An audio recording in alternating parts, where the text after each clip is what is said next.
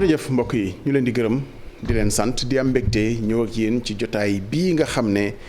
dañu ko ubbi pour waxtaanee tolluwaayu réew mi waaye ci anam boo xam ne xëy na moo ñu génnee ci fitna bi nga xam ne moom la Sénégal nekkoon fan yi li tax ñu ne dañuy waxtaanee yoon wi nga xam ne moo ñu ci génnee ndax dañuy dalal koo xam ne wax dëgg fa yàlla defe naa ñi fi jot a wax yépp te xam yan yoon lañu jaar ba xëy na yolomal gi am ba xel yi mën a dal fitna wi tegu tudd nañu ko ci xëy na am na lu ñuy wax nit ki am na lu ñuy wax nit ñi danañu ko may lu mu ñu mën a wax ci li nga xam ne nii ay tànk la yu mu dox ay jéego yu mu def lu ko nit ñi sant sañ-sañ bu mu jëlal boppam ba xëy na am lu mu ci réussir ak ñi ci jéem ñépp ndax da doon dox rek ku mu yaakaar ni war na cee mën a dox war na cee mën a wax mu seeti la mais mérite bi xëy na mën nañ ko delloo ndax yeeyoo na ko parce que ay nit ñooy jóg di ko seeti léeg-léeg di ko ci boole bu dul loolu it dinañu xool tolluwaayu réew mi bu weesoo jàmm ji nga xam ne nii feeñ na wala dal bi nga xam ne am na gannaaw fitna yu méttee métti ndax tey ñu ngi wàññi bakkani doomu aadama yi nga xamante ni ñoom ñoo rot ci ay wutiis wi tegu ci kaw réew mi ñu ngi naan fukki bakkan rot nañu ci dinañu ko jàngat est-ce que réew mi it mën naa jàll rek ci leneen gannaaw ay woo xam ne fukki bakkan yu diis rot nañu ci di ay bakkani ndaw dinañ ñëw ci jàngat ci li nga xam ne nii moo fi jaar ci diiru ayu bés bi diggante juróom-ñaari fan lu bëri feeñ na fi ci suñuy institution nu ñu taxawee xëy na nu ñu woyofee réew mi it ni mu yombee taal bu ñu ragal kàddu yi ñu wax ko ngir am jàngat boo xam ne dinañ ko jël Alioune Tine maa ngi lay nuyu. maa ngi lay nuyu jërëjëf ci sa invitation bi. am mbégte di la fi dalal souvent ñu bari xamoon nañ la ci militant droit de l'homme yeneen réorienté nga say action waaye ba léegi yaa ngi dox ci société civile Afrikajom Center moom nga jiite waaye dañoo gis ni ay wi bi mu dalee tàmbali nañu di dégg di xam naka la ñu def ba yegsi ci dinañ ci ñëw léegi mais Alioune Tine damaa bëggoon ñu am ay kàddu yu njëkk ci ñi seetaan rawatina ñi nga xam ne xëy na dog-dog bi ci ñoom la dal muy way juru xale yi nga parce que ñi fi wàcc ñëpp daanaka ñëpp ay xale lañ bu weesoo ki am fanweeri ak juróom ñeneen ñëpp buñ dul mineur muskalaf yu ndaw lañu lan la ñuy jàngat ci bakkan yu bëri yi rot ci fitna wu diirub ayu bés bi ñu génn. jërëjëf nga may ma jaale ñi nga xam ne ñoo déedee seen doom di leen sigil ndigaale di ñaan ñi nga xam ne yëpp vraiment fii la seen bakkan yem ñoom ñëpp yàlla xare leen àjjana te it ñi nga xam ne dañ ci gaañu tamit ma masawu leen waaye nga may ma wax la lu tax ma ñëw parce que man dëgg léeg-léeg temps yëpp dama toog li tax ma ñëw nag mooy lii nga xam ne aussi dal na leen muy groupe GFM toj-toj yi yàq-yàq yi te it mu nekk quand même télévision boo xam ne macha allah ay journalistes yoo xam ne dëgg-dëgg ay professionnels lañ di dox ci éthique di dox ci déontologie te di invité ñëpp muy opposition muy pouvoir ñëpp di si ñëw te it vraiment may masawu Youssou Ndour su ma fi jógee su fekkee ni sax nelawul mën naa ko dem ni ko mu ngi ñuy seetaan. waaw comme mu ngi ñuy seetaan Youssou xëy na su ma paree fii dinaa ñëw ni la masawu la sa coono ak sa coono te it presse bi nga xam ne tamit état bi fay na leen. muy Walfadjri ak Sen TV tamit dañ koy ñaawlu parce que tey presse bi dafa nekk ci fitna gis naa Bamba Kassé woo na ma. secrétaire général Alioune war ngeen wax ci li nga xam ne moo nekk ci presse bi c'est la démocratie de tous les jours pratiquement quotidienne c'est-à-dire boo buggee xam vie démocratique da ngay jël opinion bi li xew bés bu jot l'histoire quotidienne du pays ça se fait par la presse kon nag dañuy jàpp suñu presse bi ak suñu ñaari loxo respecter suñu presse et que surtout homme politique yi pour des raisons partisanes parce que li leen wax neexul wala neex na ñu xool vraiment ñu jàpp renforcer suñu presse bi li ci topp mooy ñii nga xam ne gaañu nañu il faut état bi ubbi enquête une enquête judiciaire ñu xool ñan ñooy responsable yoo xam ne ñoo rey xale yi am na yoo xam ne tamit vidéo yoo xam ne ñu ngi feeñ loolu foog enquête génne ko enquête judiciaire su fekkee ne am na ay alkaati yoo xam ne dañuy def un usage abusif de la force parce que gis nañ ko parce que il faut ñu def attention ak répression policière wala un usage disproportionné parce que gis nañu quand même ñu joxe ay grenades yoo xam ne dafa dagg loxo nit. grenade lacrymogène du dagg loxo. ba ci dog loxo alkaati.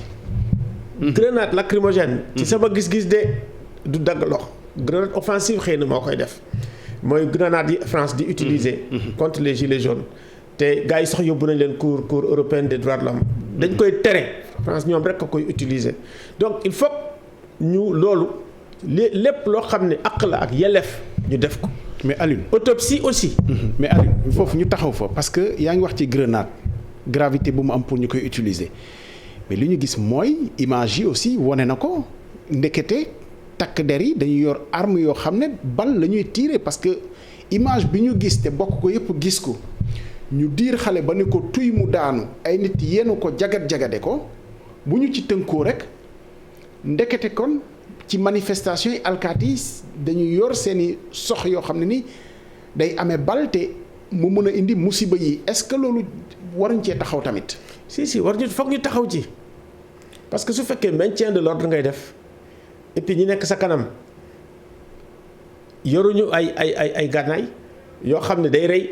dëgg neex yàlla waruloo jël ay fetal di leen tiire ñuy dee donc kooku moom lu graaw a graaw la donc. il faut ñu def ay enquêtes moo tax enquêtes yi am solo enquête judiciaire yi am solo. mais ndax xawuñu koo taf-tafe parce que aussi enquête judiciaire ci dee mënu la am te tënkuwuñu ci lan moo faat nit ki maanaam autopsie te gis nga ko ñi dee ñëpp délivré nañu autorisation inhumée ba rob nañu leen xanaa ñu dellu siwaat ci peut-être. kooku tam il faut que ñu wax ko ñii nga xam ne ñooy seen njaboot lu mel noonu bu amee foog autopsie am. ñu wutal leen aussi ay avocats. mais njaboot yi mën nañoo umpule mais lu tax yoon bi nga xamante ne xëy na ak lu mën di xaw ma mooy delloo nit ki dignité doxul ci yoon woowu. waaw loolu doy na waar en tout cas ñii nga xam ne ñooy médecins yi su fekkee ne ci ay circonstances ñoom waruñu joxe autorisation ñi inhumer te amul autopsie ce n'est pas possible waruñu ko def am na ay circonstances yu am boo ñëwee foog ñu ubbi enquête police judiciaire ubbi enquête. ñu bu fekkee ne dafa gaañu ci circonstances yooyu autopsie day am immédiatement foog ñu def autopsie wax lan moo leen gaañ ça c'est très important mais bu ñu ko defee ça veut dire que defuñu yoo xam ne lii moom la yoon laajte parce que boo ñëwee ñu gaañ la rek sax nga ñëw hôpital dañ lay laaj lan moo la dal ak nan la dalee kooku c'est très important.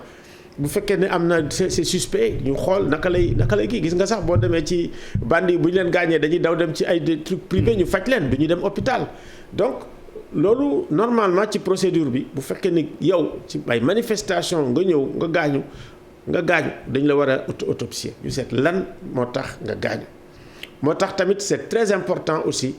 ñu am assistance judiciaire ay avocats tout de suite parents yi gis naa ni RADDHO ak Ligue sénégalaise des droits de l'homme ak Amnesty International ñoom disponible nañ pour may lii nga xam ne mooy assistance judiciaire gratuite aux parents kon nag parents yi dañ saisir avocat yooyu parce que bi mu amee ay 2011 2012 ñun amoon nañ ay avocats ñu mel ni ñoom Ablaye Tine ci lañ bokkoon. ñu Assane Dioma Ndiaye ci lañ bokkoon.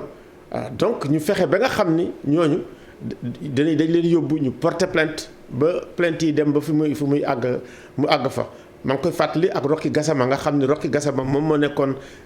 ki nga xam ne moo doon coordonné problème mu ki ñi nga xam ne ñoo nekkoon victime mu les victimes du 23 juin. 2011 mais est-ce que foofu taarixu Sénégal woy wi rafet na ci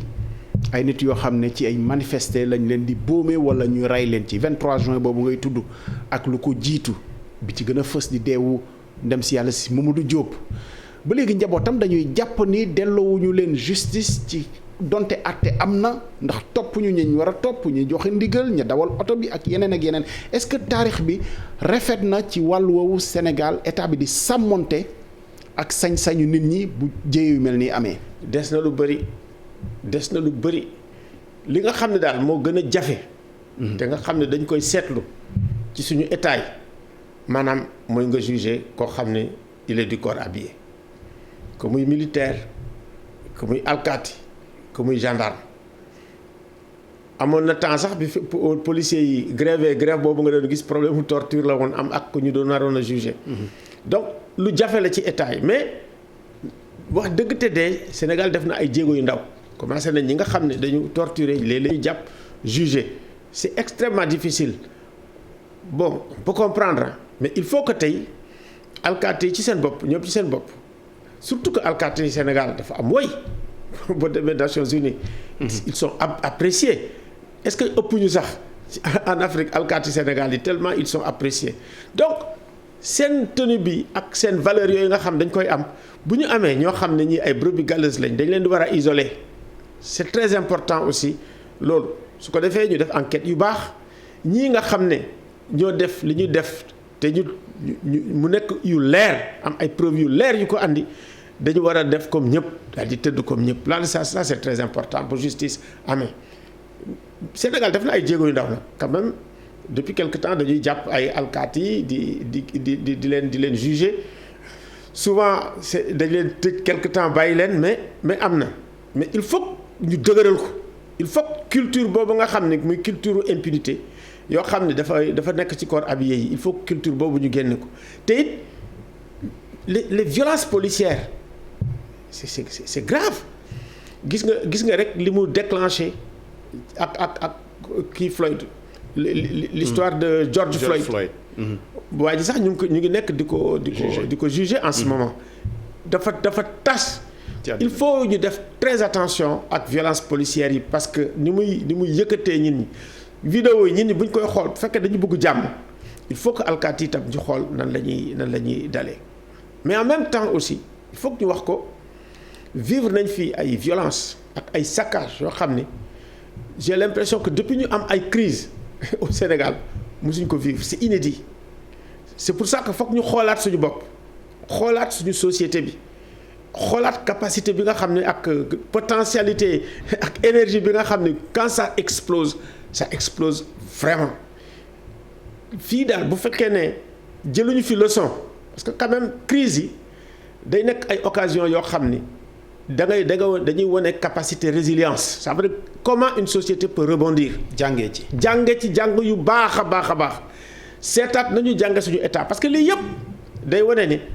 moom laay wax gis nga suñu téere bi kii mooy indi pathologie état de droit démocratie gouvernance démocratie représentative gouvernance ak sécurité ci pays CEDEAO yëpp feebar yu bees yi feebaru démocratie surtout état post yi nga xam ni mooy woyofal nguur waxuma sax nguur mais état ça veut dire tas état bu daanu complètement mab te état post-coloniaux yëpp yooyu xool ni dañuy waaj a mab donc il faut ñu xalaataat suñu état yi naka lañ koy tabaxaat. lan la état yi ñoo réformé wul ci ni ñu taxawee woon ci seen structure wala nit ñi ñoo soppeeku seen aspiration liberté gën a fës gën a am doole te ñu gën a yeewu ndax tey kenn umpuleetul luy xew ci àdduna bi état yi ñoo ajusté wul wala nit ñi ñoo am besoin aspirer plus de liberté plus de droit. gis nga état yi nga xam ne sax colon yi bàyyi woon nañ ñu ko. nga baal ma àq état colonial amoon nañ sax quelques règles yu ñuy respecté fii nag dañu informaliser état c'est-à-dire que surtout démocratie bi feebar nguur ni ñuy wute nguur la et boo jotee nguur ni nga ciy togge loolu foog ñu xool ko wut nguur gi indi na ay problème fu ne ci Afrique de l'Ouest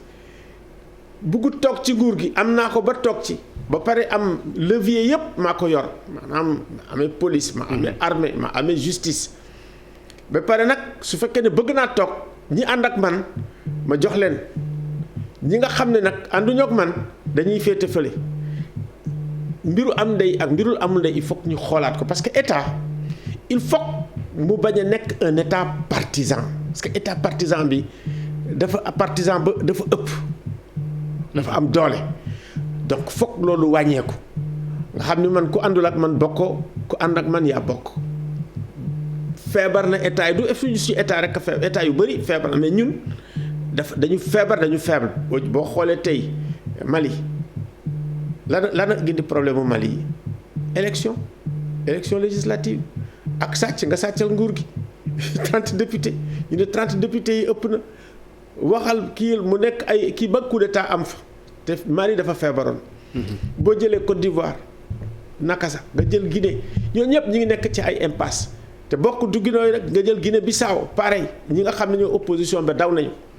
léegi opposants yi soit ñu ngi exil soit ñu ngi leen tëj suñu soit ñu ngi en résidence surveillée démocratie bu feebar mooy mel noonu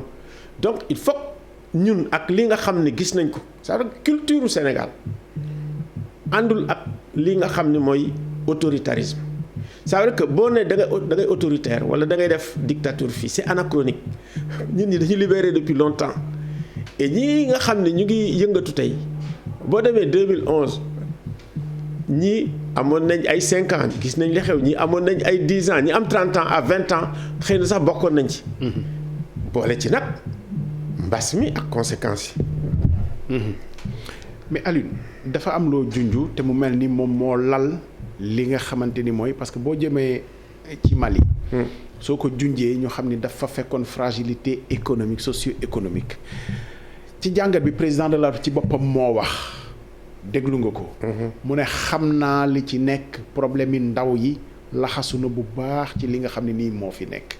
est-ce que dafa am lu ñu solutionné wul di ko bàyyi muy law di law nit ñi guux lu ëpp ba bu ñu ko guuxee rek mu indi jéey yu mel ni li nga xam ne nii ci la ñu jógee. gis nga problème bi Afrique de l'Ouest am mooy problème mu ndaw yi Afrique de l'Ouest yëpp. problème numéro 1 mooy ndaw yi seen ñàkk liggéey boo jëlee Afrique de l'Ouest ñoom ñëpp dañuy bugg dem Europe jaar ci désert bi wala ñëw jaar ci géej gi dem te it faale wuñ buñ ci faatee seen bakkan c'est-à-dire que ñu ngi nekk ak jeunesse boo xam ne ils n'ont rien à perdre te booy xalaat jeunesse boobu tey ñi nga ciy gis mooy ñi nga xam ne bëggatuñu fi dara. tukki rek a nekk seen bopp même bu ñuy dee tukki am ñoo xam ne ñu ngi toog jëlee mooy ñoom Y'en a marre Balai Citoyen Felembi bëgg nañuy changer li nga xam ne moo fi xew li fi am ñu ngi ñafe ngi ci révolution yi boo leen xoolee toujours 23 juin ñu ngi woon devant boo jëlee ñu ngi fi wat ñoom te léegi dañuy am presque international la bés bu dañu def seen université populaire Afrique yëpp bokk fi ça veut dire ñu ngi ci état d'esprit boo xam ne il faut que aussi ñi nga xam ne ñoom ñooy njiit yi ñu xam état d'esprit bi nga xam ne foofu la jeunes yi nekk ça veut dire xam nañu seen ak xam nañ seen yelleef xam nañ gouvernance xam nañ lu baax lu ñuy def te tey boo leen di déglu wala ngay xool ngay lire ci réseaux sociaux yi Cheikh Anta Diop lañuy tudd di tudd Rawlings di tudd Thomas Sankara am na ñoo xam ne sax dañuy tudd ba tudd Sékou Touré Sénégal dañuy tudd Mamadou Dia. donc dañuy dellu si ci ay figures yoo xam ne ak ay Kagame dañuy dellu ci ay figures yoo xam ne même xamuñu leen. am na ñoo xam ni c'est des démocrates mais am na ñoo xam ne ñi tamit c'est des autocrates donc loolu yëpp c'est parce que seen présent bi fii amul dara loo xam ne daf leen ci enchanté léegi des na ñetteel bi te loolu dafa am solo ñu xool ko ñetteel bi mooy jihadistes yi ngay gis ni boo demee 90% yi nga xam ne ñoo nekk ak di kii ak jihadistes yi ci biir ay Mali ay Niger ak ay Nigéria mais ay Nigérians lañ wala ñu nekk ay Maliens wala ñu ne yeneen te ay xale lañ parce que moo tax ñu war a xoolaat politique gis nga politique bu fekkee ne damay jël nguur gi rek jël institution yi toog ci jël sama ay xarit ak sama ay parti politique ak sama alliance def ci ñi ci des ma dàq leen mu nekk benn espèce su aristocratie boo xam ne c'est une aristocratie représentative ñoom ñu ne fi ñi ci des ñu boddi leen. donc il faut que boo gisee ñu am problème sax c'est parce que alal ju bari moo jékki-jékki rek génn Afrique de l'Ouest c'est incroyable paradoxe bi am entre alal ji feeñ. c'est-à-dire nit ñi dañuy teg bët ci amu ñenn ñi nga xam ne nguur rek la ñu féetewoo te ñoom mënuñu cee jot te amul benn yoon boo xam ne nii mën nañu cee jaar ba tekki. c'est-à-dire que boo jëlee Afrique de l'Ouest tey li gën a grave boo jëlee rapport Oxfam li ñuy wax les inégalités sociales les fractures sociales ci gën a ëpp ci àdduna bi fii la ne. donc tant que duñu waxtaan déggoo ci li ñu am ci alal ak ci nan lañ koy séddoo ku ne am ci ku ne gis ci sa bopp fii macha allah alal ji ñu am macha allah su fekkee ne dal nañ ànd ak suñu sogo waxtaan ak ànd ak responsabilité yaakaar naa ci kanam tuuti suñu doom yi ak suñu sët yi dina am loo xam ne dañ leen fee ko fi bàyyi mais nag benn problème moo am. suñu alal ji dafa am ko ñu ko gën a soxla boo jëlee les multinationales dañ ko soxla te multinationales yi aussi les combats politiques mais dañ ci dugg dañuy dugg suñu démocratie. dañuy suuxlu. bien sûr déglu nga bu yàggul rek. le milliardaire français là. Bolloré. waaw.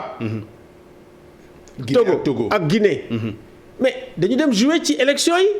soo seetul sax dañuy jouer ci suñu ay élection ci dëkkam sax fa lañ koy dama la ne Côte d'Ivoire bii lii nga xam ne moo fa am ce sont les patrons français ñoom ñoo def seen lobbying ne Macron kii mooy dañ défendre suñu intérêt donc yooyu tamit day indi problème moo tax il faut ñu juboo pour éviter ñu ñuy féewale mais du ñooñu rek c'est-à-dire que du multinationales yi rek ñoo intéressé wu suñu alal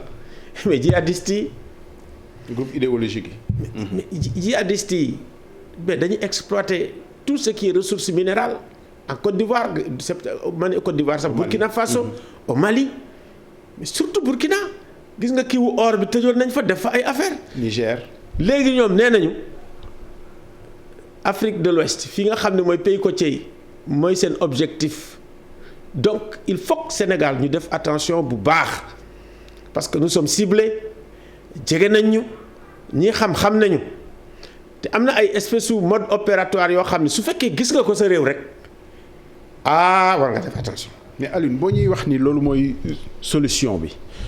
dañuy tiit ci jàmmoo bi nga xam ne nii am na ba dal am parce que loolu ku ne xam na ni teguñ ko ci table ji pour waxtaanee ko ci problème mu liberté yooyu nga xam ne nit ñi day aspirer à plus de liberté ci problème mu partage de ressources yooyu nit ñi di ci teg seen bët te mënuñu cee jot. donte président la wax na ni ci wàllu ndaw yi dana defaat 300 milliards mais xam nga loolu nit ñi dégg-dégg bi ñu ciy am dañuy jàpp ne rek dugaloon nañ fi lu ëpp loolu te jëriñu leen donc nawoon rek lay demeewaat te loolu bu ñu ko waxtaaneewul est-ce que dal bi nga xamante ni moo feeñ ci tànk yi ñu dox ba am ci juboo est-ce que lu dëgër la. déedéet dëgëragul balay dal bi dëgër ci sama gis-gis il faut. président def loolu rëy na parce que biñ fëggee buntam rek daf ko daldi ubbi ci saasi. mais Alioune fëgg bunt boobu ñu taxaw ci tuuti balaa ñuy romb non c'est important pour ñuy déglu aussi parce que toll nañ jamono boo xam ne kilifa diine yi bañ ci duggee waaye mujj nañoo xam naka la demee am na loo ci dox c'est-à-dire ci yan moment la ñuy sentir ni kat jot na ñu jóg dox ci ak. man damay fàttaliku sa yenn discours yi yow bokk nga ci xëy na ñi seen discours sax xaw a radical ci liberté yi ci nguur gi nu muy doxalee ci droit yu nit yu ñuy salfaañe naka ngay duggee ci médiation ba pare am discours bu dëgër boobu par exemple. xam nga ñun foog ñu alerter. xam nga pompier buy romb di nga xam ne pompier mooy romb boo nekkee ci circulation bi. nu mu tuddati bu fekkee ne ambulance day romb di nga xam ni mooy romb ci circulation bi bu président di dem di nga xam ni président ngi jaar ñu ngi romb ñëpp ni moom la ñu taxaw alors sooy alerter xam nga bu alerte bi amee ñun ñi dañuy bouger mu am ay réaction oto yu mën a romb bu ñuy dem walla police walla leneen mais booy alerter ñun suñuy alerter foog mu am réponse alerte d'urgence réponse rapide alors boo amul réponse da ngay yuuxu pour ñu gën laa dégg yuuxu bi mooy comme ni ngay def comme pompier ni attention soo defee attention ay phase la boo gisee depuis début affaire bi pratiquement bu fekkee ne xam nga signaux yi te am nga habitude di ko def di alerter yàgg naa ko def man. donc def na ay émissions yu dëgër ba nga xam ne gars yi dañu ko doon paasante. mais boo jëlee li ma wax ci début bi ba léegi. ça marche dès le début ni naa leen écouter problème bii ñu am c'est un problème de sécurité d'État te kat indice yi ngay am rek dès le début bi nga gisee ñi ñëw Sonko oto yi affaire yi niñ ko de nga xam ni c'est parti et puis am na ay questions yoo xam ni aussi c'est société dafay toll foo xam ne benn affaire bu ndaw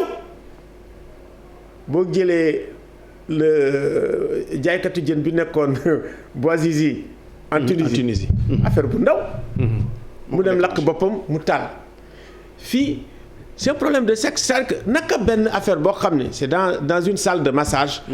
àgg fii ñu àgg fi donc bu ñu tolloo fenn au niveau de la société waxoon naa yàgg naa ko wax ma ne attention fii c'est comme un volcan day yeewu suba rek daal benn éruption lay def boo jëlee 23 juin noonu la boo jëlee 68 noonu la te kenn du ko mën a téye te bii nag violence bi mu am benn niveau la parce que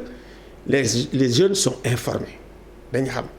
chômage bi ñëpp la daal y compris des gens yoo xam ne ay anciens militaires lañu bàyyi ñi nekk kii donc il faut faire ba pare nag délinquants yi dugg ci tam su ko defee day ne un truc boo xam ne c'est extrêmement confus il faut que yaa ngi wax liberté yi c'est extrêmement important su ñu nee dañuy manifester état bi ñu bàyyi leen ngeen manifester ñu encadrer leen chaque fois ñu def ko du ñu am problème chaque fois nit ñi di manifester ñu joxe autorisation ñu manifester ñu encadrer ko sécuriser ko du am problème mais bu fekkee ne dañu nekk ci crise nit ñi ne dañuy manifester. nga jékki-jékki indi confrontation déedéet su ko defee gars yi nag dañ naan voilà seen liberté constitution bi moo leen ko may su ko defee dañuy génn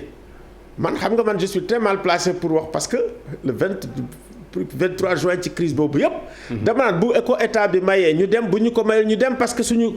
coobare la ba nga xam ne sax à l'époque dañu daan may ñu def ay manifestations yu rëy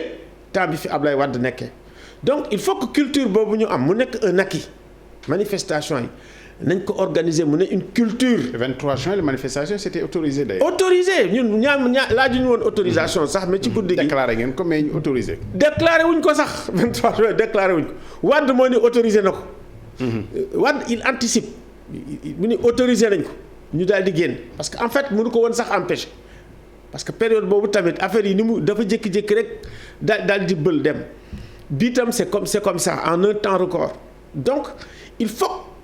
ñun ñuy xalaat suñu société yi di xalaat suñu crise yi moom la ñu def sa société soo ko xalaatul sa institution yi soo ko xalaatul soo ko jëlul nga dugal ko ci scanner nga étudier ko ni lii mooy suñu feebar nii lañ koy faje waaye tey ak situation bi nga xam ne moom lañ am sur le plan économique ak idéologie bi nga xam ni c'est très faible parce que léegi politique amatul idéologie loolu moo xam suñu te ñàkk idéologie bi xam nga lu muy andi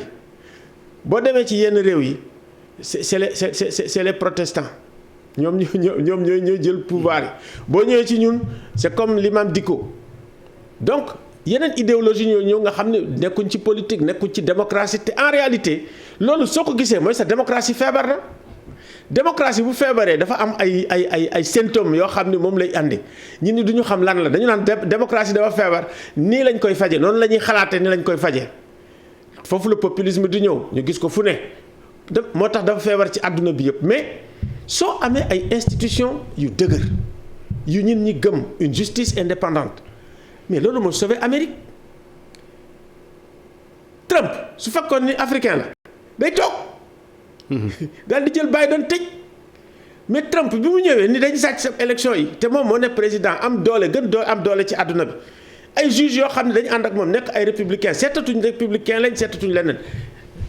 yoon la ñuy seet c'est ça le droit c'est extrêmement important le droit dafay limiter ay pouvoir day limiter ay dérives donc droit dafay arrêter despotisme loolu foofu la état de droit jógee au Moyen-Âge institutions yi tamit dañuy arrêter ay dérives mais le juge même bu fekkee ni dafa nekk tendance républicaine dafa ne mais yow yoon mayu la ko président yoon mayu la ko mu def li muy def yëpp ñëpp ni ko yoon mayu la ko ak juge yi nga xam ne yëpp moo leen nommé donc il faut ñun ñu bañ a manipuler droit parce que ñun dañuy instrumentaliser droit ba bari aussi instrumentaliser li nga xam ne tamit mooy li nga xam ne mooy institution judiciaire yi. loolu moo ñu indi fii 1 instrumentalisation du droit 2 instrumentalisation également des institutions judiciaires boo demee en Afrique un peu partout monde te ci ñaari fànn nga koy gis en politique droit pénal bi da ngay criminaliser opposition sàcc nga dañ lay tëj dootoo mën a bu ñu la tëjee doo boole léeg-léeg sax ñu ne la sàcc la nga da ngay tëj nga ne maa ngi ñëw pour ñu juger ma mooy kaw Guillaume Soro ñu ne ko bu ñu teg sa tànk demal exiler la par force et puis ñu jël aussi droit bi nga xam ne mooy le droit constitutionnel mooy les cours constitutionnels ñoom tamit ñoo lay ubbil 3e mandat ak mandat illimité boo jëlee la Togo noonu la da nga ñëw rek am nga sax ay trucs yu def alors amatoo état tu affaiblis les états boo demee nag bay buy màbb dalay bett c'est pour ça que tey man damay jékki-jékki gis titre tribune boobu nga baal ma dama tudd tribune kii def justice populaire kii def justice judiciaire mais boo defee loolu mooy lan mooy sa institution judiciaire màbb na te justice populaire il faut ñu moytu ko bés boo defee justice populaire gis nga boo toogee doo toog da ngay gis gars yi fomante rek indi la moo tax nous avons intérêt bu fekkee bëgg nañ Sénégal continuer on a intérêt ñu toog ñun ñëpp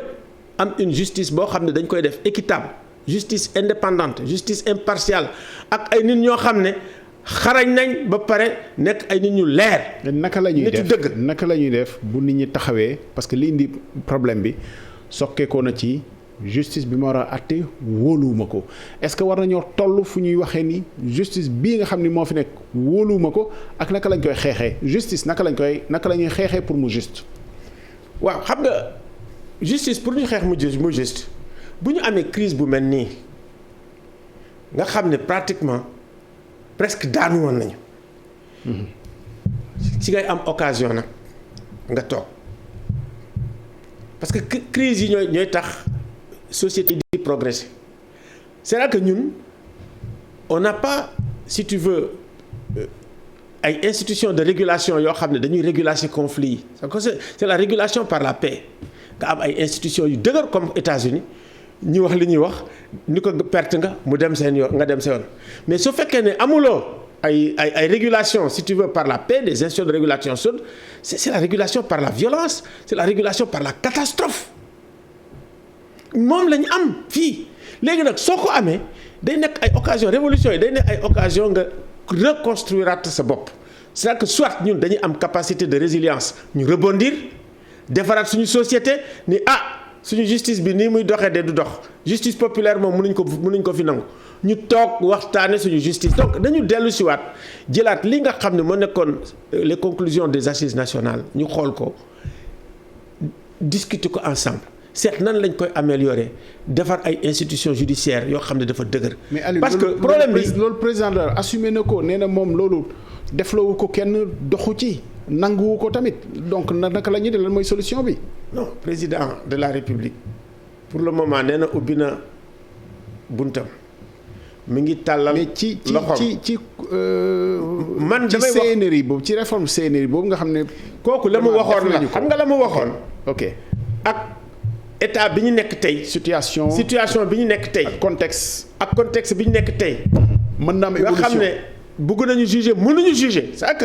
il faut prendre acte de ce qu'on appelle de l'effondrement de la justice au moment T parce que loolu moo ñu dal donc bu ñu demee ba nga xam ne ñun ñi ñoo génn mu am une violence inouïe ñu bàyyi. mais dégg nga jàngatu garde des Sceaux est-ce que dégg na ci li nga dégg parce que nee na boo gisee nit ñi bari jeunes yi ay mbëri Sénégal ñoo bari nga xam ne dañuy faral nekk ci écurie yi week-end bi ñu dem ci stade yi comme loolu yëpp amul ndax Covid bi moo tax nit ñi génn bari moom ñi génn ñu bari mbëri la ci gis. nga baal ma àq. xam nga bu fekkee ne ay politiciens dañuy waxtaan man du ma politicien du ma commenter loolu sax. parce que fii il faut. waxi garde des Sceaux la waxuma xam nga du. féetalewu ma ko ci politique sax. bon man pour man ministre de la justice ay waxu politicien la. li nga xam ne moo am solo mooy situation bii ñuy vivre c'est une situation extrêmement sérieuse c'est-à-dire que il faut sauver le Sénégal ci état boobu lañ nekk bu ñu nekkee étape il faut sauver le Sénégal il faut être extrêmement sérieux et puis nga am vraiment un sens aigu une conscience aiguë de la gravité du moment. C'est ça l'histoire. ni ñu ko waxee noonu est-ce que jël na mesure gravité bi nga xam ne nii. non jëlu ko am na ñoo xam ni. pour ñoom dara xewul. non am na ci président ni mu waxee mosu ko waxee gëj na ko waxee à part son discours d'investiture yaakaar naa discours bi mu mun a def ak concession yi mu def ak humilité bi mu wane j'ai l'impression que am na gravité. am na ci dégg-dégg. am na ci dégg-dégg. léegi li nga xam ne moom la ko war a def c'est-à-dire que ku ne war nga joxe pour ñu dem mun nañ la rafetlu li nga xam ne nee na def naa 3 jours de deuil national là c'est important. donc kooku baax na dinañ sentir ni vraiment am na lu mu ressentir. fu ñu mën a dajee moom président de la ak ndaw yi du ma waxati ñi nga xam ñoo ko so parce que ñi sookee manifestation souscrire nga ci wootee manifestation bi lan moo leen di boole finalement ci lan ngeen di dajee. man su fekkoon ne man la du ma manifester ci parce que ci situation bu mel nii mais dama leen comprendre li ma comprendre mooy soo ko mënul génn rek bàyyi ñoom Guy Marius da yàq crédibilité am il faut aussi que état bi comprendre loolu autant mënuloo ni état bi damay négocier avec comment dirais-je un pistolet à la tempe loolu moom nga comprendre par exemple retard yi nga xam ne moom le président di def mais autant aussi que président am capacité d'anticipation comprendre nit ñi ñu bañ a nekk mal à l'aise par rapport effectivement ak seen alliés donc sama gis-gis mooy tey nga libérer prisonniers politiques yi day apaiser encore. il faut ñu renforcer apaisement. jàpp nga ni ñooñu ay Guy Marius Sagna ñeneen waa Pastef ay prisonniers politiques lañ. parce que terme yi bu ngeen ci déggoowul du ngeen mën a am. non man quand même yàgg naa ci liggéey. ku mel ni mais Aliou boo dajee ci contexte bi président te yow nga c'est-à-dire gunge xale yi limite bokk ci mot d'ordre bi ba pare war a mën a ñëw. négociation la wala médiation damay yokk leen ci manifestation bi parce que c'est important. nee naa pour man su doon man tey te may leader du ma ko def mais en même temps droit constitutionnel la. su fekkee ne état bi autorisé na ko parce que ñoom defuñu sax manifestation dañuy def espèce de meeting place de l'obélisque. rassemblement la place de l'obélisque. état bi na ko autorisé. état bi na wut ñu dem foofu mais quand même ñoom tamit bu ñu ñëwee di woy hymne national di am aussi naka laa koy waxati des éléments de langage yoo xam ni ça apaise mun na am du déborder donc dégg-dégg la il faut que état bi comprendre loolu ñëw ñu leen autoriser leen ñu dem ñoom tamit bu ñu demee comme ni ko journaliste yi waxee nañ nooyal. waaw parce que c'est extrêmement important tey. ak li nga xam ne am nañ ko ñu consolider ko pour consolider ko mooy il faut que ñu am ay éléments de langage yoo xam ne dafay wane ni les gens am nañu responsable parce que aussi il faut que ñoom tam ñu xam ne ay homme d'état lañ bu fekkee ne da nga am un homme d'état boo nekkee homme d'état état bi nga xam ne bëgg nga koo hériter ëllëg boo demee nga fekk fa dara mais su fekkee ne da ngay attaquer attention. ñun on a intérêt am état on a intérêt am ay institutions et des deux côtés il faut que ñu travailler ñun africains yëpp pour am ay institutions booy instrumentaliser politiquement institutions yi da nga leen di yàq te résultat bi effectivement mooy instrumentalisation institutions yi am booy instrumentaliser peuple bi aussi da ngay yàq donc il faut que ñu dellusee suñu xel ñun ñëpp xool nan la ñuy reconstruire lii nga xam ne mooy yàqu ci waxtaan ci waxtaan foog ñu am ay consensus fort sur les piliers de la République, sur le vivre ensemble, sur les institutions judiciaires, sur les élections ak sur les mécanismes de régulation yooyu foog ñu am ko. amoon na temps sax ñu amoon ay commission yoo xam ni nag xaw ma commission de truc des institutions la tudd xaw ma amoon nañ ka commission bu mel noonu mais di jékki-jékki rek bàyyi ko mais il faut que commission yu mel noonu ñu dellu si ñuy waxtaan. il faut que ñu am espèce su ay groupe yoo xam ne dañuy réfléchir produire ñu ni bon lépp loo xam ne defoon nañ ko pour renforcer suñu institutions yi comme assises yi ñu jël ko travailler ko andi ko. liir ko xool ni lii de bu ñu ko defee dañ am ay institutions judiciaires yu dëggal ñu def ko nous avons intérêt parce que am nañu ay juges yu baax yu wóor yu jàng am xam-xam nga xam ne sax li ñuy def nii ak lii nga xam ne moo di xew neexul problème bi ñu am boo jëlee yeneen problème yëpp boo demee juge yaa nga ciy liggéey mais politique lañ am problème la ñu mën a pouvoir gérer ak pouvoir bi moom moo ne suñu problème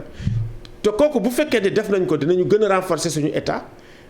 dinañu gën a renforcer l'autorité de l'État parce que autorité de l'État c'est pas la force c'est pas la répression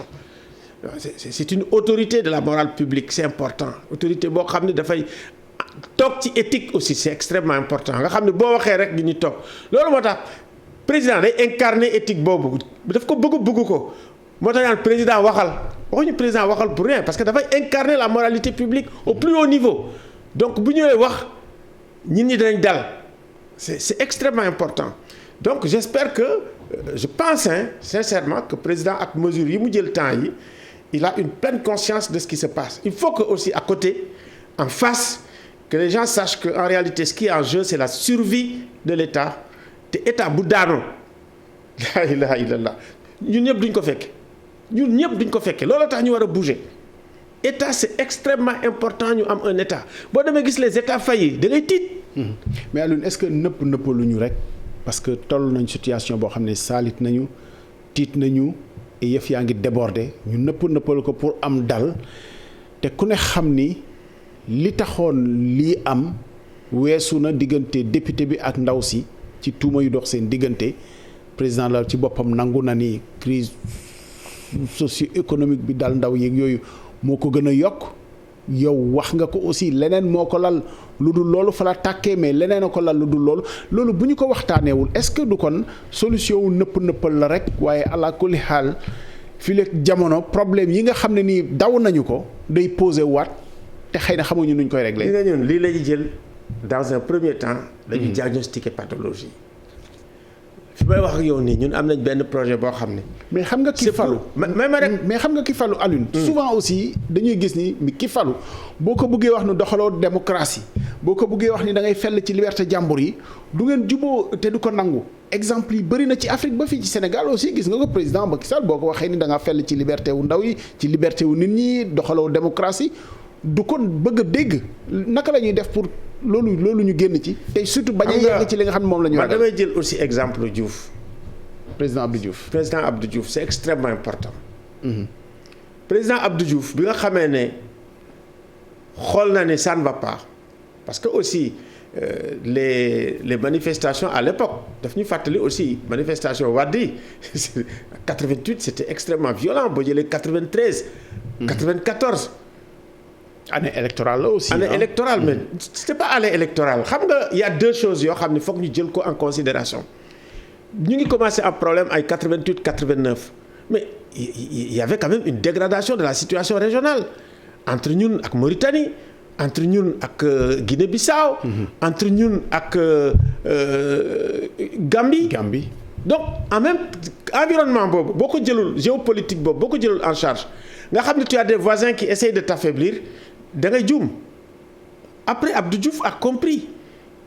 Abdou Diouf il a réformé le Sénégal contre son parti le PS n'était pas d'accord contre son parti parce que keroog bi nga xamee ne dañuy sàcc élection législative yi je me rappelle c'est du législative c'était les élections locales à Dakar mais dañu changer date bi dafa mu annulé ko période boobu la ni xaaral ma créer ONEL mu créer ONEL indi les militaires kii jël ONEL kii jël ministère de l'intérieur donc des personnalités indépendantes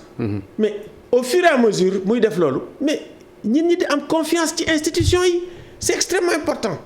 parce que la confiance loolu la ñuy wax sax naka lañ ko tuddee sax les constitutions invisibles la constitution invisible mooy yooyu mooy confiance bi nga am confiance bi c'est fondamental confiance bi nga am ci nit ñi bi nga am ci institutions yi c'est extrêmement important donc loolu la def onel am kii am résultat 98. mais loolu xam nga mënuñu dem ba ci mooy élection législative yi gën ci Sénégal. presque 50-50 nga xam ne 2000 mi ngi ñëw. 2000 ci la ñëw donc il a été parmi les constructeurs de la démocratie boo jëlee Senghor aussi def na progrès ku nekk nag ak sa affaire Senghor moo indi multipartisme commencé indi élection multipartisane pour en Afrique ñu nekk Diouf indi alternance Wade indi na marche yi indi troisième mandat sénégalais yi ni ko toogal fii c'est la culture démocratique sénégalaise qui a arrêté Wade c'est pas autre chose. Macky ñi ñu ngi sentir ni ñu ni ko arrête et puis avec une violence qu'on n'a jamais vue donc c'est une chance déjà nga ne xaar moom li ñuy wax mission mooy mu consolider la limitation de mandat c'est sa mission historique pas seulement sénégalaise mais c'est sa mission historique africaine la mission historique africaine du président Macky Sall c'est en réalité de consolider la position de leadership du Sénégal en matière de démocratie en disant je respecte la limitation de mandat xoolal mooy Ibrahim ils ont violé leurs propres règles pour jox prix bi 2 milliards et quelques à Issoufou parce que tout simplement il a respecté la limitation de mandat. Ça veut dire que limitation de mandat. Issoufou Niger. C'est important donc man su ma gis-gis ak sama analyse bi may def mooy mission historique boo xam ne moom la ko Sénégalais yi assigné mooy mu respecter la limitation de mandat. mais comme eggaguñ ci nu mu koy defee. da koy wax musul ne dafay def troisième mandat. Macky musu ko wax. li mu mus a wax kay mooy du ma def troisième mandat sama 2 mandats la am fa laa yem mais musul ne du ma def troisième mandat. damay def troisième mandat mun nañ toujours am yaakaar ne. comme musu ko wax nii rek la doon wax te parce que aussi des fois il faut le comprendre hein parce que des fois aussi fii boo nekkee un canard boiteux mun na am gars yi ni courte mu affaiblir la mais il me semble que moralement daf koy renforcer politiquement daf koy renforcer sur le plan de la confiance aussi confiance bi dafay ñëwaat bu baax si ñëpp nag. Alioune est-ce que war nañ yegg ci bind ko ci charte ci ne kon poste ministre de l'intérieur nañ ko jox militaire te gis nga loolu tamit du solution parce que ci taarix booy fàttali ko militaire occupé na fi ONEL aussi ñu conteste général Amadou Abdoulaye Dieng yàlla na ko yàlla leeral yoon wi ndax moom it. man ci négocier nekkatu fi négocier affaire boobu sax ci la bokk. donc général pour général aussi gis nga ni du c'est pas la panacée c'est pas solution boo xam ne dinañ ne solution miracle la est-ce que dañu yegg ci bind ko wala nit ñi ñoo war a jëmmalaat seen bopp xam ni bu ñu leen joxee aussi ñu xam ni rek. seen aqulaay taalaab rek moo leen fa teg. il faut que ñu comprendre que la démocratie est inachevée. La démocratie est inachevée et puis nit rek la du malaayka du leneen donc au fur et à mesure ngay am ay problèmes nga analyser problèmes yi nga seet nan lay def ay progrès te fi ñu toll nii démocratie dafa nekk une très grande difficulté à l'heure actuelle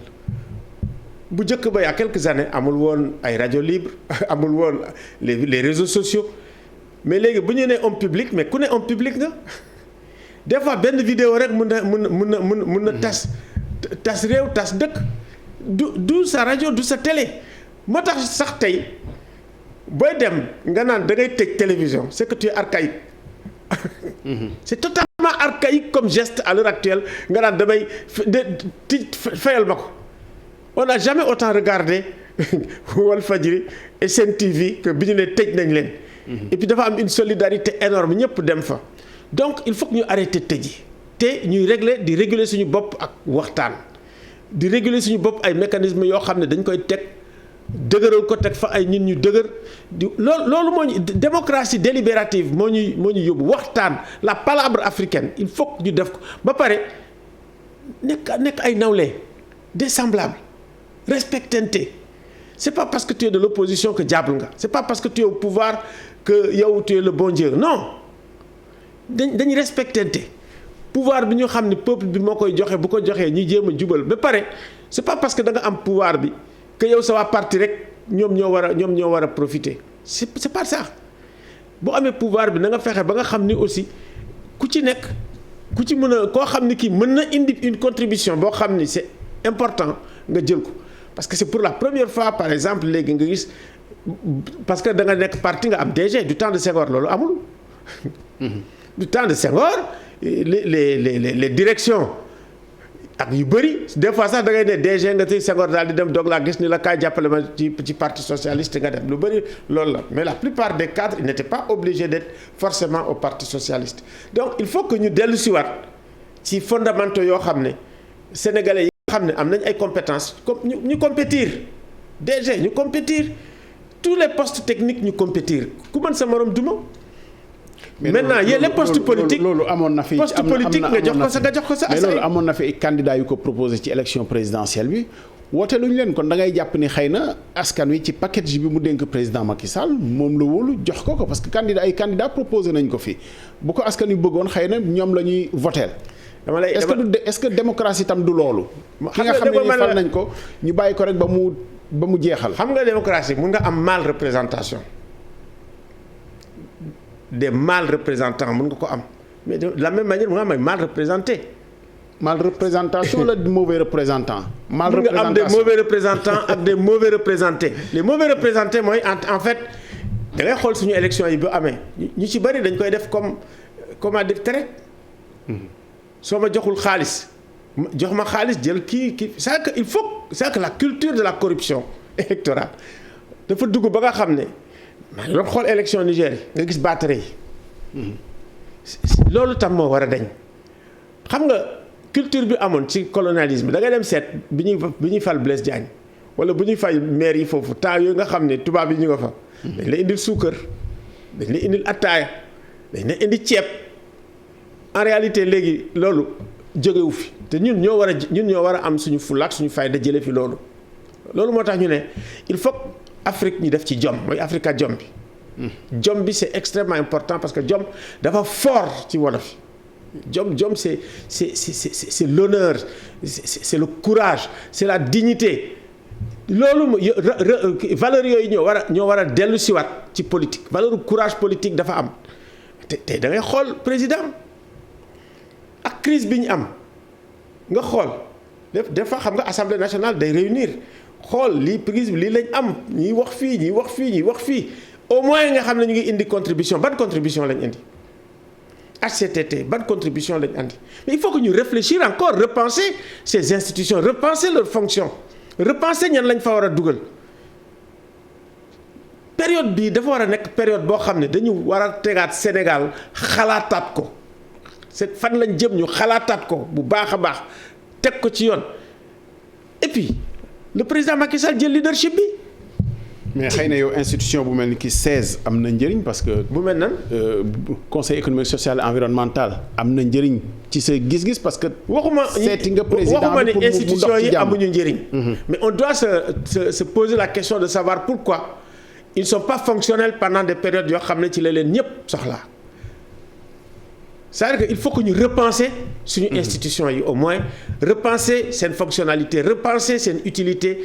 c'est important su ko defee ça aussi ça fait partie des problèmes de l'hyperprésidentialisme de ce qu'on appelle l'excessive personnalisation du pouvoir il faut pouvoir bi nga diffracter ko de façon judicieuse de manière à ce que ñi pas mais États-Unis lan moo ko sauvé c'est la justice et le Parlement. La justice et le Parlement. ñun lan moo ñu suuxal le Parlement n'a pas fonctionné comme il faut. La justice n'a pas fonctionné comme il faut. Donc il faut que ñu repenser suñu institution yi c'est pas de dire que dañ koy supprimer déedéet faut que ñu repenser ko xalaataat ko ba nga xam ne suñu député yi bu ñu ñëw dañuy kii mais seetaanoo Assemblée nationale souvent xeex xuloo saaga. Ça aussi c'est des signes que le Parlement est malade. mais loolu bëri na ci Parlement adduna bi ah. xam naa ko xëccoo xeexoo. ci adduna bi démocratie dafa feebar ci adduna bi. politique dafa feebar ci adduna bi. loolu dafa am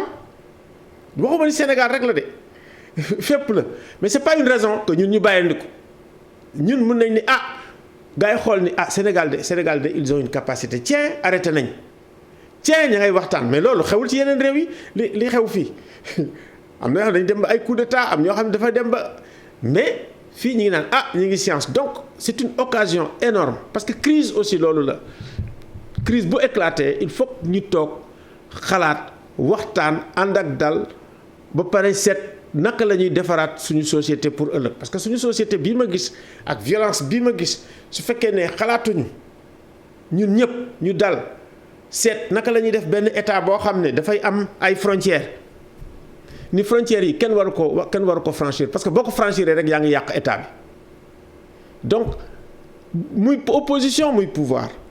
te période bii moom gis nañ ni dañu franchir ay affaires yoo xam ne. daf ñu doon dugal ci guuta ci franchir boobu sax dafa mel ni li ñu bokkale woon ñëpp nangu ko ne am nañ ko mooy kilifa diine yi. waaw te bii dafa mel ni dañoo jouer sax ci seen sensibilité seen patience ba mu mujj ëpp. waaw am na ci ñu dem ba wax ni sax wax nañu président déglu leen loolu day mel ni ñagas mun na am est-ce que lii niruwul ni seen joker la ñoom tamit bii daal. bu sottiwul woon waaye comme mujj naa antu mu mel ni ki diggante bi yàng na tamit am déet. dëgg la xam nga suñu confrères yi itam il faut ñu am cette gouvernance c'est-à-dire que ni gouvernance confrères yi ni mu daan demee waratu ko demee ci période bi nga xam ne moom lañ nekk. laïcité bi ñu hérité ci colon bi ba léegi moom moo fi nekk. laïcité non ñoom ci seen bopp xam. mais ci fonctionnement bi est-ce que. confrères yi ci seen fonctionnement. il faut aujourd'hui ñoom tam ñu xool nan la ñuy def ay réformes ba am une gouvernance boo xam ne dañuy gérer ba pare ñoom tamit nan la ñuy seet c'est-à-dire que même seen fonction de régulation il faut que ñu seet naka la ñuy nekkee benn nga xam ne dañuy am par exemple benn groupe mu ne groupe de contact bu dara amee rek ñoom ñooy alerter dem dellu si wax il me semble que ce qui a été fait ici c'est déjà ils ont été très bien inspirés il y a le cadre ñu daal di jël porte-parole yi c'est la première fois ñu am loolu. donc il me semble que nañ seet naka lañ koy defee ba pare boole ci yeneen religion yi loolu doo ko brosse noonu parce que yaa ko soo ko aussi seeti nga fi kër di dem nga fi ba Kaolack ci diggante bi c'est-à-dire qu'est-ce qui s'est passé ci diggante bi ba ñu mën a am loolu ñu mën a am yoon ci président de la République pour aussi eggee ko seen jaaxle seen jàmbat. ñii li wax. dama bëgg rek nga wax dama lay mën nga ñu koo wax ci li nga dox loo ñu ci mënul wax aussi ñu nangul la ko. dama lay expliquer rek. bi affaire yi amee ñëpp a tiit secteur privé. ñi ma ci jël am na ñu ci dimbale sax maa ngi leen di gërëm bu baax ils m'ont saisi en réalité bi ma demee ne bi ma gisee affaire yi graaw ma ne yii graaw na léegi nañ arrêté. wax ci la ma ñit ñu ne jógal. am na ñoo xam ne sax si opposition bi ñoo ma ñëw sama kër ñu ma non jógal li muy gis nii du kii. ci organisateurs yi sax. ci organisateurs yi waaw. alors bi ñu fëggee buntu président ubbi ñu tout de suite. moom tamit il a compris mais loolu di nuru xam ba pare di te ëff de côté. lan xamuñu. pas ci yow mais ñiy organiser ba pare di wut beneen buntu bu ñuy jaar. alors que ci rapport de force lañ nekk. non ay homme d'état lañ. c'est-à-dire que homme d'état nekkul pouvoir rek. opposition bi am na ay hommes d'État qui sont conscients soo gisee ñi ma woo ñëpp. ñu ni waaw c'est que ñoom ñëpp aussi Sénégal daf leen a ñor bëgguñ mu daanu te il faut quand même reconnaître que Sonko a eu quand même ay phrases yoo xam ni c'est des phrases qui rassurent bëgguma nguur gi militaires yi jël ko bëgguma nguur gi aussi ma koy jël ci kii bi nañ bàyyi président dem ba troisième mandat c'était extrêmement important ñu wax ko ci période boobu. c'est très responsable mais li ci diggante bi nag mu ngi fi ba léegi. li ci diggante bi mu ngi fii. mais yaakaar naa ne fii nga xam ne toll nañ fi ku ne joxe na tuuti ñu ngi continuer waxtaan yi ñun ñu ngi wax ba tey ak ñii ak ñële ñu ngi wax ba tey donc comme ni ma ko waxee président dañ koy ñaan ñii nga xam ne ñoo ne ci biir na leen bàyyi ndax Sénégal na leen bàyyi. c'est très important parce que kooku bu leen bàyyi dina wàññi dangar parce que am na ay pas yu important yu mu def bàyyi Sonko c'est bien 3 jours de deuil yi c'est très bien donc léegi ñee bu ñu leen bàyyi ñii itam ñu ne leen léegi bàyyi leen manif yi mu nekk cessez-le-feu léegi nag dem leen ci table ji ñu seet nan la ñuy defaraate Sénégal parce que en dépit de li ñu am muy dialogue national bi ak li ñu def ci élection yëpp su ñu amee crise bu mel nii dañ ko war a toog waxtaane ko parce que crise bi du kenn nit du état bi moo ko mën a régler du opposition rek moo ko mën a régler donc il faut ñu seet lan moo yàqu ñu toog waxtaane ko defar ko il faut kii di opposition ak kii di pouvoir ñu gisee dajaloo nuyoo ni au-delà de tout Sénégal ñoo ko war a defar parce que aussi problème bi ñu am mooy crise de leadership politique presque fépp la am ñun nag mën nañu reconstruire du leadership politique et on a une occasion en or massif pour reconstruire du leadership politique léegi ba pare aussi refaire le Sénégal ça veut dire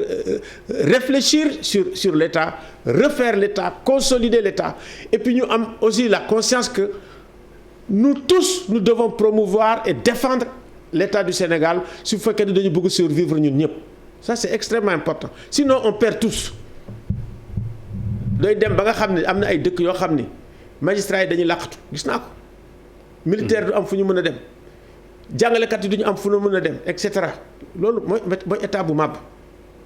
am ay foo fii ay coins yoo xam ne mënoo fa dem. gis nañu ko ba ci manifestation bi ñu joxe ay adresse yi ay këri jàmbur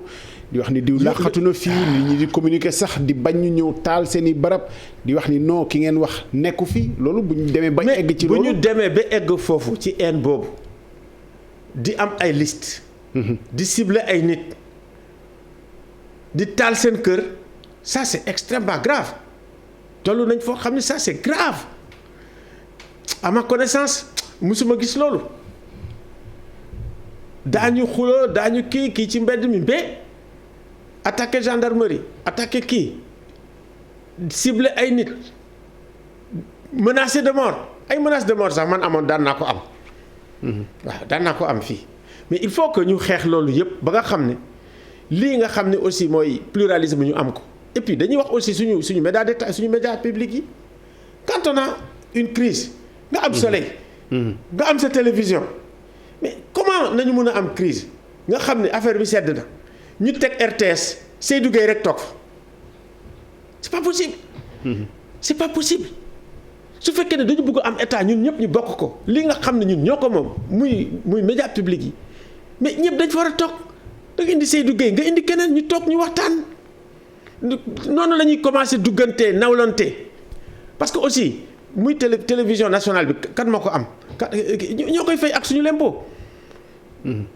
télévision nationale bi ak li nga xam ne mais c'est formidable tu as les meilleurs journalistes foofu ak utilisation bu ñu leen di defal ngay jël ay nit di leen exclure waruñu fi wax mukk doo leen fi invité mukk mel ni yow yaa ko moom c'est pas normal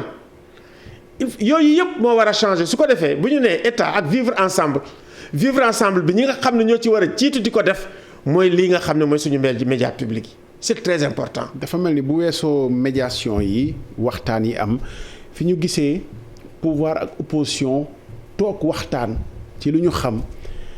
benn rek la vraiment ci initiative yi muy initiative yu jigéen ñi. waaw jigéenu Benno Bokk Yaakaar ak jigéenu M2D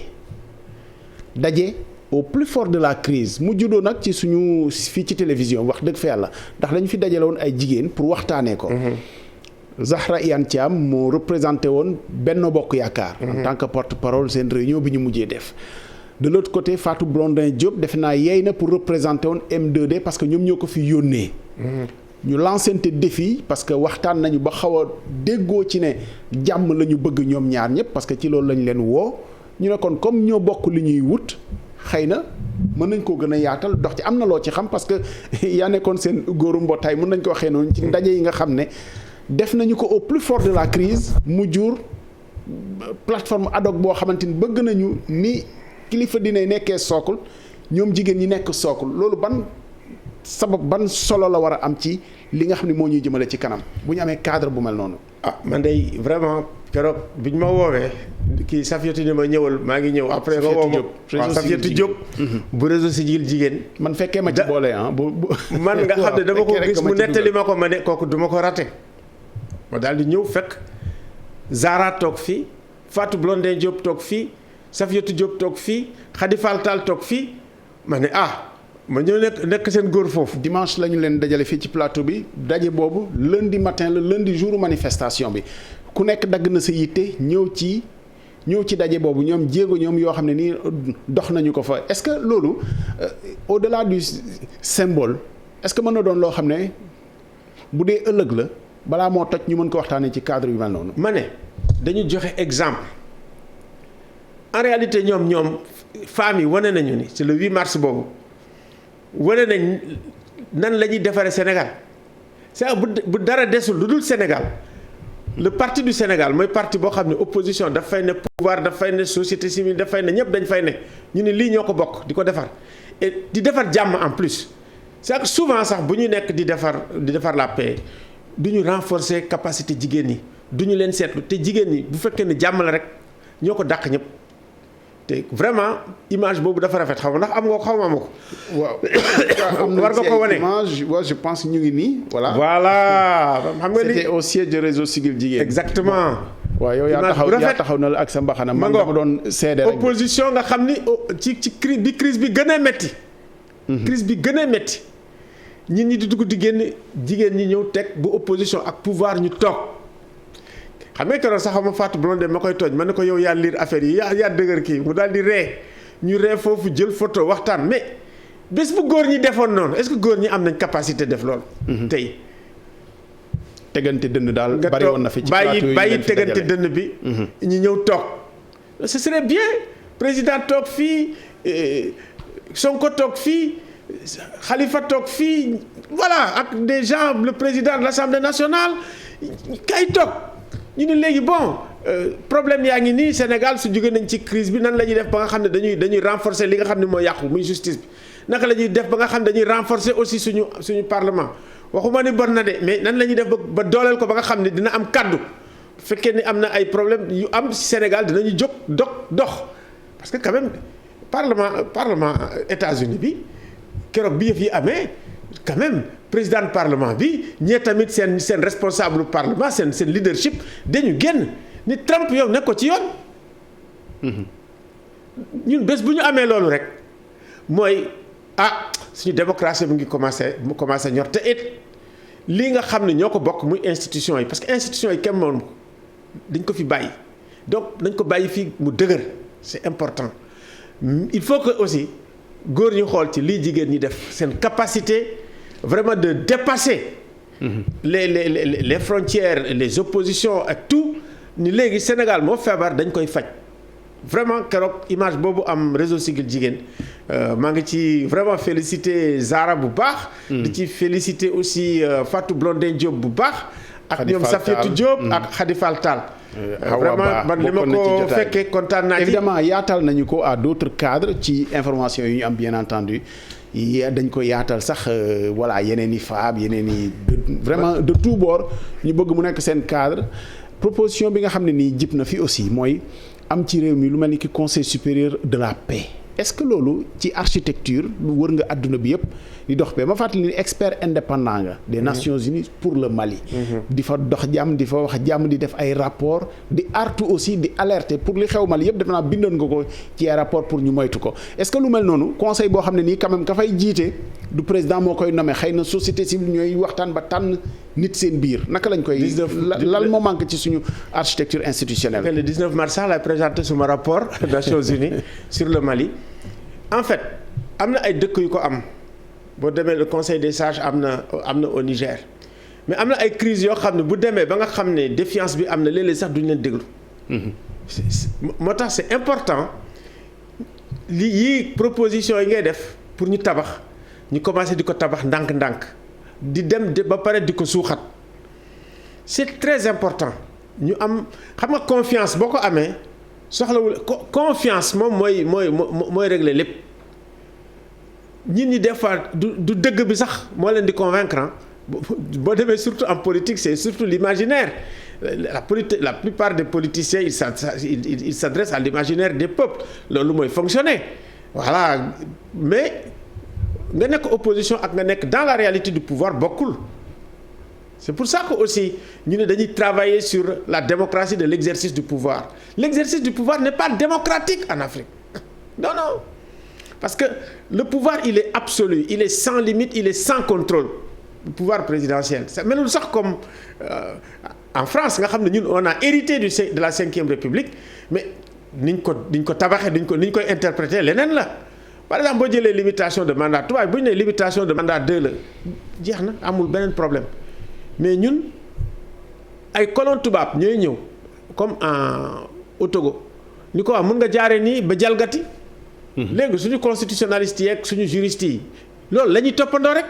mais yeneen pays développé yi doo ko gis bu ñu nee ñaari at la ñaari mandat la amul du ñett. Donc il faut ñu dellu si aussi ci dëgg parce que tey sooy jël vaar yi. man damay xool les réseaux sociaux. li nit ñi wax démb ak li ñuy wax tey ak li nit ñi doon wax tey. loolu moo lay won ne nit ñi yeewu boo xam ne. il faut nit ñi di leen wax dëgg et puis nit ñi aussi di doxal dëgg parce que leadership aussi ak loolu ñoo ànd courage politique mooy nga gis li nga xam ne dafa metti mais yow nga ne ci dëgg même peuple bi nekk à tort nga ne peuple bi li ngay def du dëgg c'est très difficile mais c'est ça le leadership. Est-ce que ñuy waaj a jeexal. président bu delloo lépp ci mu ne ci crise bi nga xam ne ni moo nekk ci ndaw yi la ñàkkum xëy bi ba mu jaral ko mu yëkkatiwaat 300 milliards pour dugalaat ko fii ak li nga xam ne ni am nañ ko ci instrument emploi yëpp depuis bi nga gën a xam xëy na sa génération la opération maîtrisard ñu koy def ba léegi te peut-être inventaire yi duñu ko def pour xool fan la sooxee bu ñu tegee xaalis aussi dina bëri ndaw yu ne vraiment gisuñu ci seen bopp parce que pour ñu jot ci ñoom problème la te très souvent dañuy yaakaar ni rek ñu féete benn boor ñoom ñoo koy am loolu woy la wu fi nekk muy dëgg mu bañ a doon dëgg loolu moo fi nekk naka la ñuy def ba ku nekk gis sa bopp ci lu ñuy doxal fii ci biir réew mi. xam nga il faut nga xalaat lan ngay def naka nga koy defee nga wut ay nit yu la xalaatal nan la ñuy def naka nga koy defee mais mënoo yeewu suba rek ni génne naa 300 milliards pourquoi nga génne 300 milliards génne woo 100 milliards. pourquoi génne woo 1000 milliards. problème des jeunes c'est may fàttali rek par exemple boo jëlee juste après nga continuer bu ñu fàttalikoo jamonoy mbënn mi bi xale yi di jël gaal yi di dem. ñu waxoon fi aussi problème sous-emploi la ak ñàkk xëy ndaw yi président jëloon na décision ci conseil des ministres au mois de novembre taxawal conseil national à l'insertion et à l'emploi des jeunes mu waroon a tàmbali liggéeyam depuis décembre xëy na ba léegi nit ñi gisuñu ci seen bopp aussi ci yooyu bu ci discours ak ci teg ay actes naka la ñuy def ba mu am efficacité surtout ci ñi nga xam ne ñoom le président di jox instruction pour ñu doxal li nga xam ne nii moom la bëgg. xam nga fii am na loo xam ne tamit moo ko yàq. mooy parparloo ak corruption il faut ñu wax affaire yi itam bu fekkee ne def comme ni ma la ko waxee rek mbir mi jox nga ko ay nit ñoo xam ne am nañ xam-xam ñu xalaatal la ni leen nii ak nii ak nii waxuma c'est parfait de ba pare tamit alal ji nga teg ko fu wóor projet yi nga koy def mu nekk ay projet yu wóor nga xam ne ñi danañ ko gis xale yi liggéey lañu soxla bu ñu amee tuuti lu ñu dundee man xam naa ci dara parce que man sama petite boîte bi nga xam ne fa laa am Africa Jom c'est des doctorants bénévoles donc xale yi bu ñu amee foo xam ne am nañ ci lu ñu jàpp nga former leen tam parce que mënuloo ne nit ki voilà dama lay jox nga dem def kii te mësul def boulangerie loolu lañ defoon à l'époque ça a foiré am neen ngeen dem def maîtrisard nga dem def transport ngay def transport ça a foiré. wala pêche. te ko xamul géej. te xamul géej yëpp day foiré te aussi il faut que nga accompagner projet boo def ñu seet nan la ñuy accompagner xale yi ci fànn bu ne bu fekkee dafa am formation préalable nga defal ko su fekkee ni da nga ko war a former au niveau ci gouvernance li muy def nga former ko yooyu yëpp. dafa am solo surtout formation préalable pour que nit ñi dem nga préparer leen ñu dem def li ñuy def ba pare nga organiser leen aussi pour ñu def li ñuy def wut des gens yoo xam ne ñoo fay nekk di leen accompagner mais su fekkee ne da nga jël xaalis rek jox leen regarde les femmes ak seen communauté yi ak li ñu leen di jox c'est qu'elles produisent elles travaillent bien les femmes boo xoolee ci ñi nga xam ne ñu ngi def transformation produits locaux yeeg di defar bien organisé pas seulement à l'échelle sénégalaise même à l'échelle africaine ay defar karité yeeg machin très bien organisé donc il faut ñi nga xam ne dañu am pas-pas pour liggéey am ñoo xam ne dañu leen di accompagner mais boo leen bàyyee ñoom rek boo leen joxee xaalis bi léeg-léeg nga jël xaalis daal di tukki wala jël xaalis daal di ko def feneen fayee ko mu jeex ba pare ñu recommencer mais il est évident que cibler la jeunesse et puis les former et puis leur donner du travail ça c'est une urgence c'est une urgence absolue même pour réew mi. fi ñuy jeexalee rek ni ko xale yi di waxee dama naa Alioune Tine kii parce que voilà bu waxtu sànni xeer jotee nga sànni bu waxtu xamb jotee nga jiitu ci waaye mën nga aussi jaar ci suuf dox comme lii nga xam ne nii initiative kilifa diine yi sax am na loo xam ne wax dëgg fa yàlla seeti nga yenn këru diine yi initiative jigéen ñi ba ñu ko xalaatee woo nañu la ci naka la position yooyu di nekkee ci benn jëmm ji mu mën koo doxal te xëy na léeg-léeg nag li gën a jafe mooy ragal boo demee ci ñii ñu ne la fee nga bokk parce que réew mi loolu moo fi nekk soit tu es avec moi ou contre moi. xam nga nag nit ñi dañuy fàtte. fii def naa fi médiation yu dul jeex entre Diouf et Wade pour la reconnaissance. mais xam nga réew mi moo soppeeku xam nga réew mi lu bëri dafa soppeeku. aussi pour ñu xam résultat yi man ak ñoom Bouba Diop ñoom Mazid Ndiaye Mame Adama Gueye fii en 2001 bëggoon nañ fi génne aussi l'immunité de Moustapha Niasse. dañ ko fàtte. man maa dem waxtaan kii def médiation bi ba mu arrêté ak yeneen. et puis am na ay médiation yu ma def quand même à l'extérieur président Macky Sall xam na ci dara sax Mauritanie ak Wade am na ay temps Wade daf may dugal ci avion présidentiel bi ak gaajo ñu dem Mauritanie bon ñu defar médiation yi. mais kon li ngeen di waxante ci kaw kon ay bluff la wala lu mu doon. N'Djamena Thiat parce que léeg-léeg nga wax mu ñu ne la société si politicien ngeen ay encagulé li ngeen di wax kon noonu ci kaw. xam nga am na société civile booy def droit de l'homme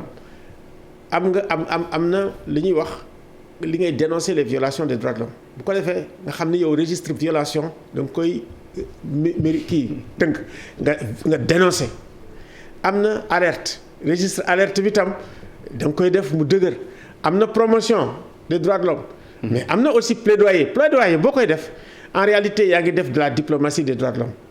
ngay dem ci sommet yi di ñëw di wax di convaincre ak médiation ak diplomatie benn la temps médiation nag du temps nga xam ne da ngay wax da ngay sànni xeer da ngay lii médiation il faut nga comprendre effectivement que ku nekk war na joxe dara affaire yi avancé waxtaan ak kii waxtaan ak kële c'est important et puis wax ak chef religieux yi vraiment dama leen di gërëm bu baax ak seen représentant yu nekk fii tam vraiment surtout le cadre bi nga xam ni Al Amin moo koy diriger. vraiment Al Amin vraiment ils ont été d'une rare efficacité vraiment ak ñeneen bëgguma tudd ñu bari mais ma yem ci turam rek. mu yóbbaale ñëpp waaw. jërëjëf gëjuloo fi sax mun naa ko wax. ma ne gëjuloo fi woon ci suñu plateau dama xamul nag ndax bi ñu nekkee fii di waxtaan yaa ngi jàkkaarloo woon defe naa ak Abdou Aziz Diop. Penda Mbow. waaw ak le quatrième c'était qui. c'était Thierno Bocoum. waaw boobu noonu Alioune li ngay wax noonu yëpp yaa ngi ci suuf. waaw maa ngi waxtaan ak ñi jël sama téléphone di téléphoner jël sama tànk di dem di dox aussi. d'accord vraiment am na ñu ma dimbale du bu baax Cheikh Khoureychi Niass bu baax a baax aussi tey rek la ma. parce que dem nga ba Kaolack quand même. dem naa ba Kaolack ba pare waxtaan ak xalif bi au téléphone ñu waxtaan bu baax. jërëjëf waaw jërëjëf. merci beaucoup Alioune Tine fondateur Afrikajom Center ñu amoon mbégte lool dajale ko parce que am na loo xam ne lu ñuy wax nit ki la ak lu ñuy wax nit ñi xëy na ci li mu dox ci jàmm am na lum ñu ci laye biir mais kenn mënul wax lépp aussi. parce que defe naa ni wax yi biir néeg la. mais ñu njort ni xëy na am na loo xam ne tënk nañu ko ci lu war a gën a saxal déggoo sax laay wax ak dal bi am. dëgg la mais problème yi sulli nga ko te wax nga ni mu ngi fi. te xëy na loolu la ñu war a gën a solutionner pour une paix durable. démocratie bu gën a fort ak respect ak promotion des libertés sax laaya ndax boo nee respect ña ko war a joxe dañuy yaakaar ni da nga wax ni respecté wuñu ko donc ñu wax promotion registre des libertés. dëgg la jërëjëf Alioune Tine. jërëjëf programme télévision Futurs Médias. ëllëg à 6h30 incha allah waaw jox ma ko. bii moom dama ko bëgg jox parti politique yëpp. na ñëw non fii la gënee am njëriñ. parti politique yëpp laa ko bëgg jox. amee nañ ci les nouvelles pathologies de la démocratie en Afrique de l'Ouest maanaam jàngoro yu bees yi nga xam ne moo ne ci démocratie. di nërmeelal suñu structure état. voilà. Afrique de l'Ouest yëpp la nag. voilà dinañ ko gëstu bu incha allah xam naa daañu ko gën a waxtaanee ñu gën ko xóotal jërëjëf merci beaucoup. jërëjëf 6h30 Info Matin avec toute l'équipe Fati Dieng Chérif Dia Modou Fall Mortala Gaye ak chroniqueur yi ci teew yëpp ñuy gërëm vie à la réalisation ak ñi mu àndal yëpp jërëjëf merci.